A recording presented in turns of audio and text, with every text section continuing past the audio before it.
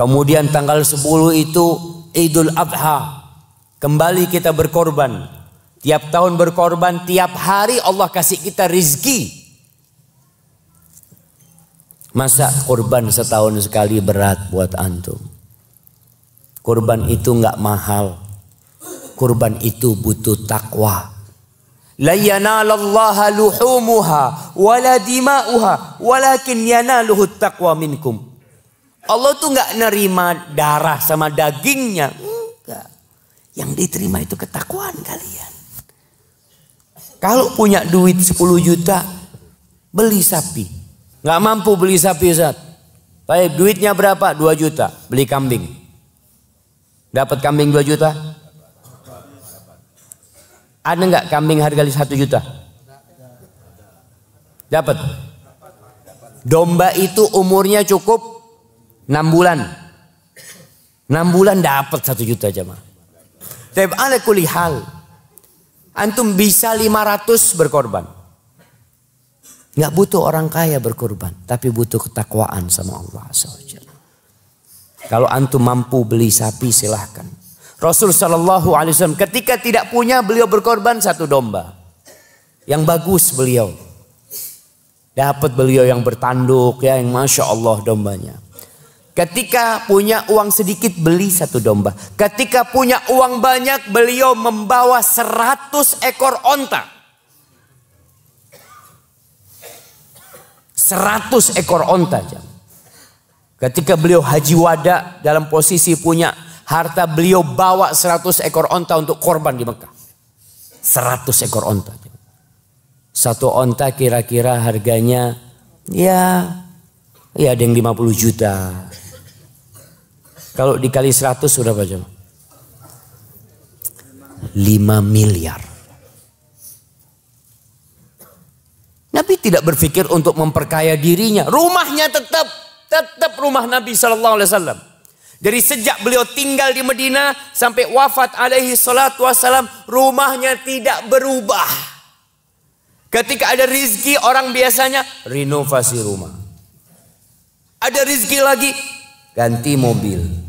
Ada rizki lagi, ganti. Oh, tambah istri kita. Nggak ganti istri, enggak. Tambah istri, boleh ganti istri. Nah, tapi intinya kita lihat Rasul Sallallahu Alaihi Wasallam. Ketika beliau nggak punya, beliau korban 1 ekor kambing. Ketika punya, bukan 2 ekor kambing, bukan 3, bukan 4, bukan 5, 100 ekor onta. 63 ekor dipotong sendiri sama Nabi SAW. Motong onta itu bukan gini jamaah. Gini motong. Karena onta dipotong dalam kondisi berdiri. Itu 63 dipotong sama Nabi SAW. Kemudian sisanya dilanjutkan oleh Ali bin Abi Thalib radhiyallahu ta'ala anhu. Terus antum gak mau korban. Gak punya Ustaz. Handphonenya dijual handphonenya. Oh, kebutuhan Ustaz, berapa harga handphonenya? 2 juta. Beli handphone harga 200.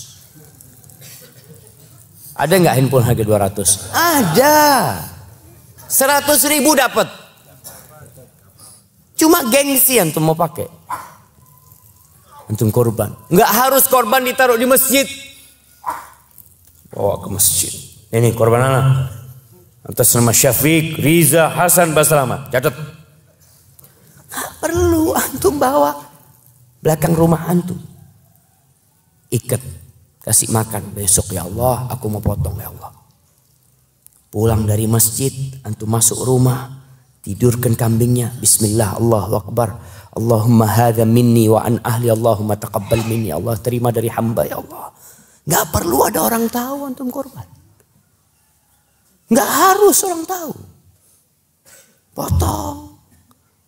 Ustaz gimana? Anak nggak bisa ngulitin Ustaz. Potong sama kulitnya. Betul, nggak harus ngulitin kambing. Kita ini kadang-kadang mempersulit diri kita sendiri, jemaah. Apa dosa kita potong kambing kemudian kulitnya kita masak sekalian? Enggak. Dan disunahkan untuk makan dari hasil kurbannya. Kalau sholat Idul Adha kita nggak boleh makan. Jangan makan dulu antum. Habis gitu puasa. Pulang dari masjid langsung ke rumahnya. Potong kambingnya, ngomong sama istrinya, tolong disatiin. Disatiin lalu antum makan. Keluarga juga ikut makan, Masya Allah. Kalau dipotongnya hari besoknya Ustaz.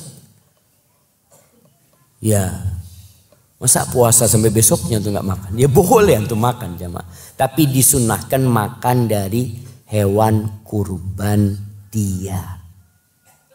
Yang mau dibawa ke masjid silahkan Ustaz. Kampung ini kesian Ustaz, mereka banyak gak mampu. Sudah, 2 taruh masjid sini, 3 taruh masjid sana. Tapi di rumah antum tetap potong sendiri. Boleh. Katanya satu orang itu, satu kepala keluarga bisa Ustaz untuk satu keluarga. Bisa. Tapi tentunya gak sama dengan yang satu kambing, gak sama dengan 1 ekor sapi. 1 ekor sapi nggak sama dengan 100 ekor onta, nggak sama. Semua akan mendapatkan pahala.